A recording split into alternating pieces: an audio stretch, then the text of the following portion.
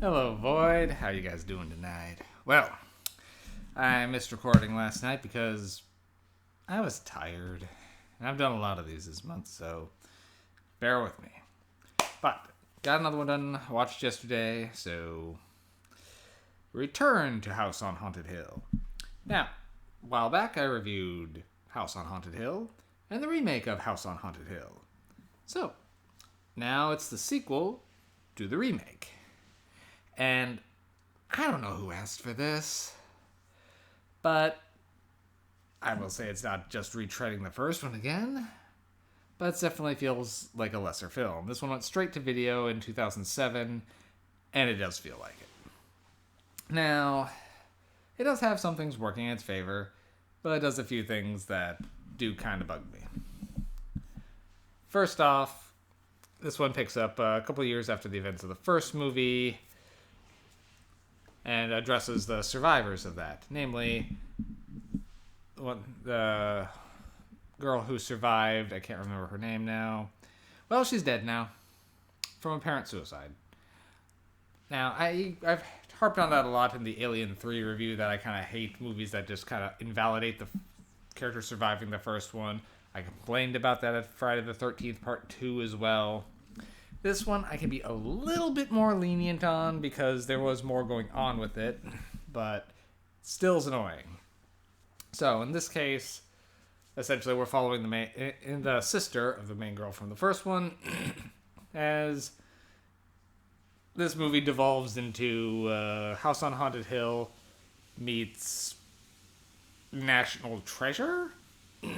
Okay. This one's kind of convoluted.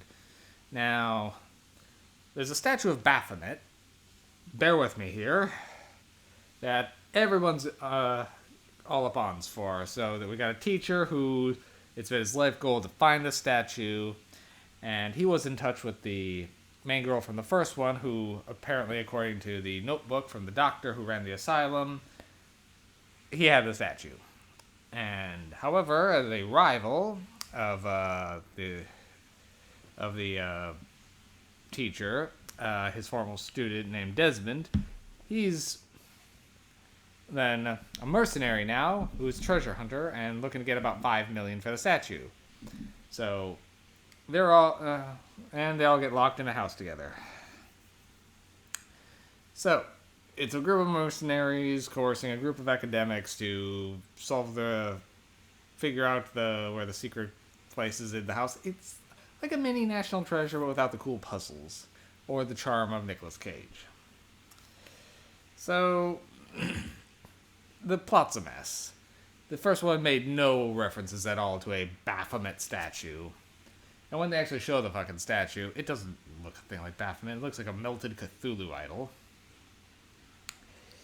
So, the plot's convoluted and unnecessary. It's just making up an excuse to get everyone to go back into the same asylum.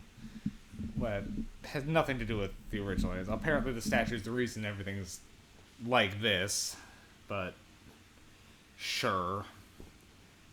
Having a horrible atrocity happen in the asylum wasn't enough. I guess you have to have a magic MacGuffin now that everyone's after. Next problem, there's way too much CG in this movie. From the ghosts to blood sprays, it's way too heavy. The few times they do practical effects, it was good. Those were working. Not so much here. Another thing I liked is the way some of the ghosts interacted with the characters. When the ghost would attack someone or grab them, you'd essentially flash back to see how that ghost died and essentially how they were doing the same thing to this person. So it was giving some cool little mini flashes of backstory for the ghosts, and you kind of felt bad for some of them that were getting either executed or tortured to death. But at the same time, they're just caught reliving it. So gives some interesting backstory, and I did like that. That was a cool touch. It's one of the few cool touches here. But otherwise, it's just watching the ghosts pick off the asshole assassin or mercenary group, while our characters just try to stay one step ahead. But the house wants them to succeed. So I won't say I was bored during this, but it was very stock. And there were some interesting parts, and I it was watchable, but it wasn't great, and its flaws are pretty apparent. I will say the characters, for the most part, were some of them were likable, and some of them were you were supposed to hate them and you did. Only one or two were actually annoying. Uh, it's a mid 2000s direct to video sequel. You can't expect much here. So I can give this one a 4 MacGuffins because that's about what it's worth. It's worth saying once for curiosity's sake, but this movie isn't necessary in any way. It's fine, but we could do better than fine. Especially when this one did have some ideas, and some of the makeup effects were cool. I just wish it had put a little passion into this, and you could come up with a better plotline than MacGuffin statue.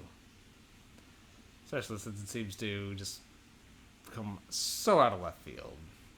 Because the doctor who owned this island was an art collector, apparently. Just adding that on there. And he had a secret cache of art in his place. You can't just add random details to make the sequel, guys. You have to build on things. If you had added a little bit of him having an art thing in the first one, sure, I would buy that. But here, it's just... No. Alright, that's about all. I should have another review coming tomorrow. Something or other, I don't know. This one I pulled off this wasn't Tubi. This is HBO Max. So I continue my cycle. I'm a little out of order on some of it, but fuck it. We've made it this far. We've watched a lot. Alright. I'll check in with you guys tomorrow. Have a good night.